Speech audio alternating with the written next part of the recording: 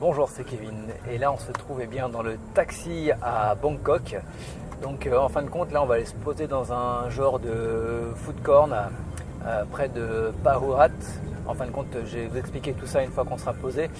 Jasmine doit acheter quand même pas mal de fringues pour son magasin. Donc moi je vais attendre dans le food corn parce que à chaque fois en fin de compte que je la suis, les prix ont tendance à augmenter. Donc je vous parlerai aussi de mon problème de micro qui s'est résolu. C'était un truc tout con. Je vais vous le dire tout à l'heure dans la vidéo, vous allez voir, il n'y a pas plus con en fait. Voilà, et ce que je ferai aussi, c'est que donc on va pas à Phurat, peut-être que j'aurai le temps de couper un petit peu la barbe. Et cet après-midi en fait, on va rencontrer un youtubeur en fait qui travaille aussi, qui gagne sa vie sur internet, notamment avec l'affiliation. Donc je pense qu'il y a un petit réseau de niche qui doit être quelque part caché derrière tout ça. Donc ce que je vais faire, c'est s'il est d'accord, on fera une petite interview. Donc en attendant, on se retrouve directement dans le food corn et moi je vous fais profiter un petit peu de la balade en taxi. A tout de suite.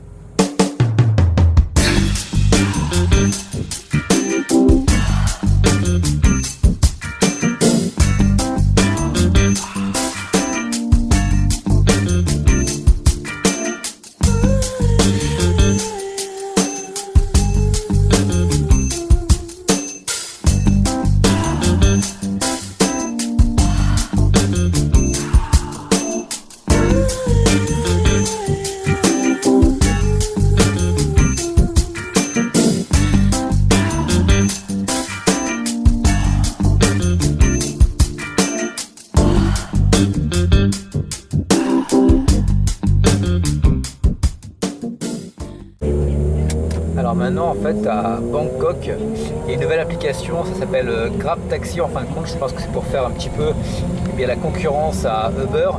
Donc avec une simple application sur votre smartphone en fin de compte, tous les taxis qui sont équipés en fin de compte, vous pouvez les repérer directement via votre smartphone et commander entre guillemets un taxi qui viendra vous chercher là où vous vous trouvez pour vous emmener là où vous voulez.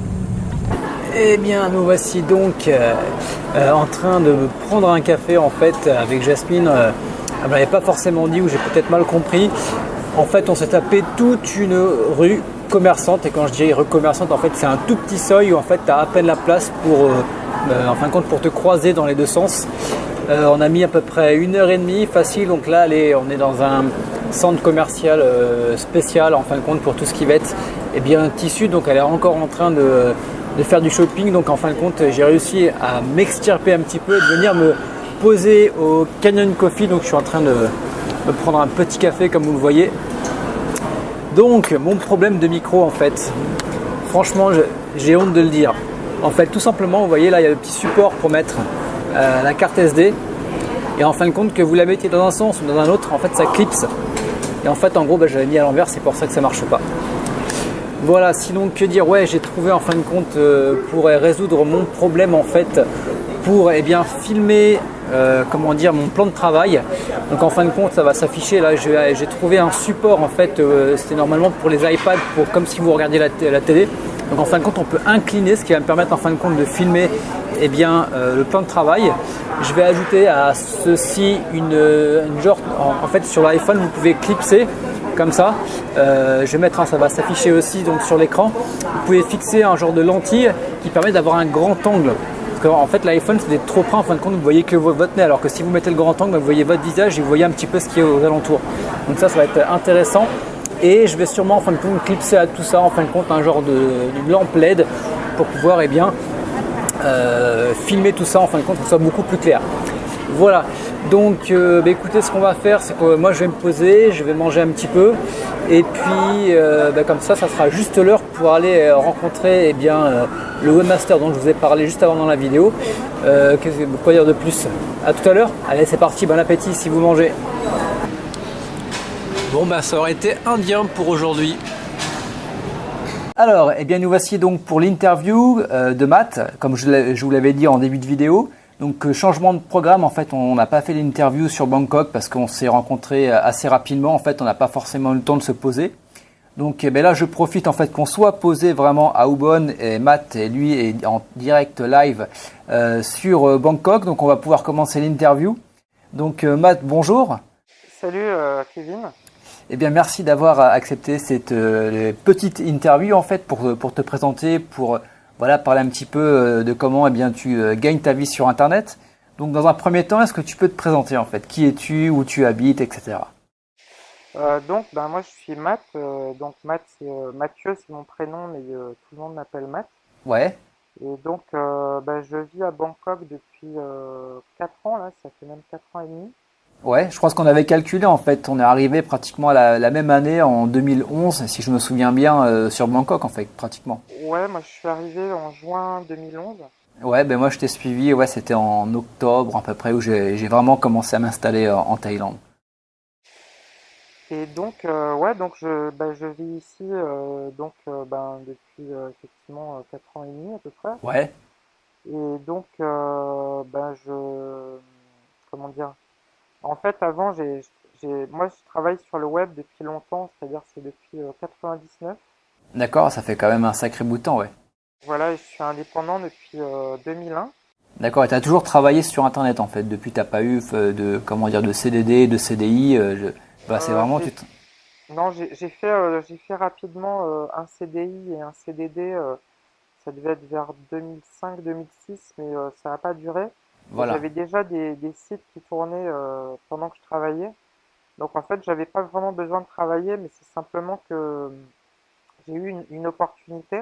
Ouais, Et donc je me suis dit bon ben je me dis de toute façon j'ai rien à perdre vu que je gagnais déjà assez avec mes sites. ouais, ça tourne à peu près dans les combien à peu près? Une En fait fourchette? par mois si on compte pas ce que je gagnais en tant que salarié, j'étais à peu près entre 1500 et 3000 à peu près par mois. D'accord, c'est pas quand même pas mal, hein, ça te permet d'avoir un style de vie confortable. Voilà, donc j'étais pas obligé d'aller travailler en tant que salarié, mais je l'ai fait parce que ça me faisait ça va paraître marrant ce que je vais dire, mais un peu un complément de revenus. Ouais, ouais, non, mais je te comprends, je fais aussi des fois la même chose de temps en temps. Un petit complément de revenu en fin de compte, quand c'est un petit job tranquille et qu'on apprécie, bah, pourquoi pas hein, en fait, si on peut allier les deux. Bah, étant donné que j'avais quand même pas beaucoup de mises à jour à faire sur mes sites, j'avais pas mal de temps libre, donc je me Ouais, suis dit voilà, tant qu'à faire, t'avais du autant temps que à je tuer travaille quoi en un petit fait. peu et voilà. Et ah oui, j'ai oublié de dire aussi qu'en 2001, en fait, j'ai créé ma boîte. Ouais, Au début, j'ai travaillé dans une web agency à Paris, donc c'est une grosse boîte qui fait des sites pour des grosses entreprises. d'accord, Et donc j'ai travaillé 6 mois, enfin j'ai eu un CDI, ils m'ont pris en CDI, mais au début j'étais en contrat de qualification.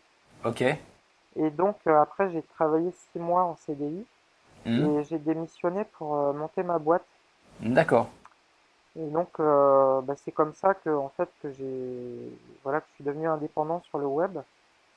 Et ma boîte a pas si bien marché que ça parce qu'en fait j'avais du mal à trouver des clients à l'époque, je savais pas trop le faire.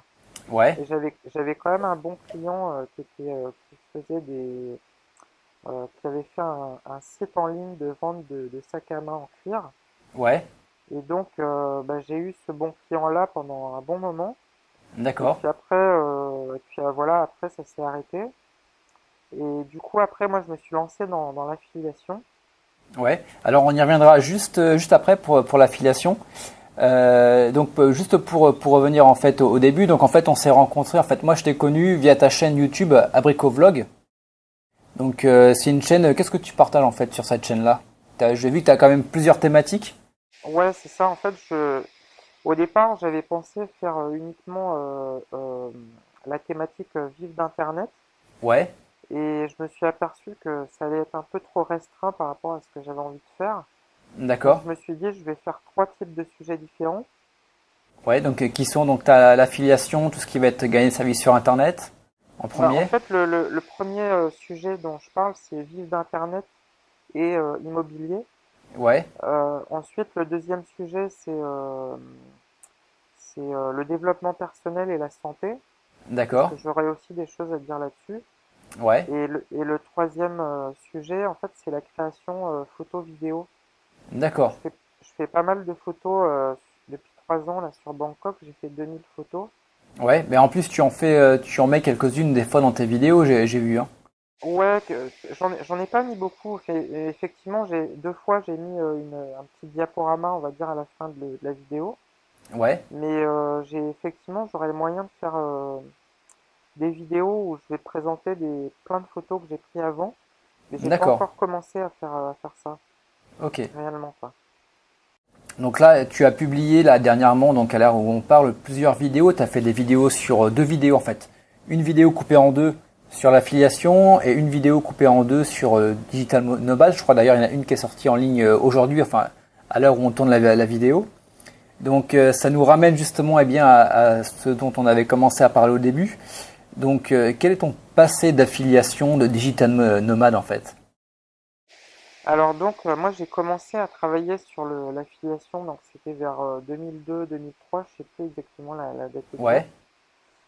Et au départ, je j'avais pas vraiment je savais pas trop vers où me diriger en fait. Il y avait ma boîte en fait de création de site qui avait pas si bien marché que ça. Bon, j'avais ouais, gagné quand même un peu d'argent. Et en fait, c'est que je me rappelle, c'est un copain en fait qui m'a parlé de d'affiliation. Donc d'accord. j'étais à Paris à l'époque, j'ai habité à Paris pendant 12 ans. Et donc ce copain-là, il m'a dit ouais mais pourquoi tu fais pas des sites en fait tu peux avoir des liens d'affiliation et ça rapporte pas mal. Et donc au début je j'étais pas trop. C'était pas trop chaud pour le faire, non? Enfin, tu connaissais pas? Bah en fait au départ non je connaissais pas du tout. J'avais déjà entendu parler de pourcentage sur les ventes mais Ouais. j'étais vraiment pas sûr de vers là où j'allais. Et en fait donc ce copain-là après je l'ai revu. Et lui, il avait déjà commencé à faire des sites avec de l'affiliation. Mhm. Et alors, comment sont passés en fait tes premiers mois en fait? Bah, au début, bah, je gagnais pas grand-chose évidemment parce que j'avais pas beaucoup de trafic, j'avais pas beaucoup de visiteurs. Ouais. Et puis petit à petit, en fait, j'ai mis au point une stratégie pour avoir plus de visiteurs. Mhm. Et donc j'ai travaillé, j'ai fait beaucoup de référencement. Ouais. Enfin, le référencement qui est plus forcément le même à l'heure actuelle, non? C'était beaucoup de backlinks, des choses comme ça? Et effectivement, maintenant, ça a quand même pas mal changé. Mais, mais même, enfin, même dans les grandes lignes, hein, je pense qu'on pourrait faire ce que je faisais avant. Je pense Ouais. qu'on pourrait le refaire maintenant et que ça marcherait. Mais À juste, tester en tout cas. ça marcherait moins bien qu'avant. Mais je pense que ça marcherait toujours. D'accord. Puisque finalement, le but, c'est d'avoir des visiteurs et d'avoir des produits à leur proposer. Tout à fait. De bien faire la différence entre référencement et trafic aussi. Que tu peux le référencement n'est qu'une partie du trafic, si on peut dire. Ouais, voilà, voilà, c'est le. Enfin, moi, en ce qui me concerne, je pense que c'est la partie la plus importante. Parce que créer un site et mettre des liens d'affiliation, c'est assez facile.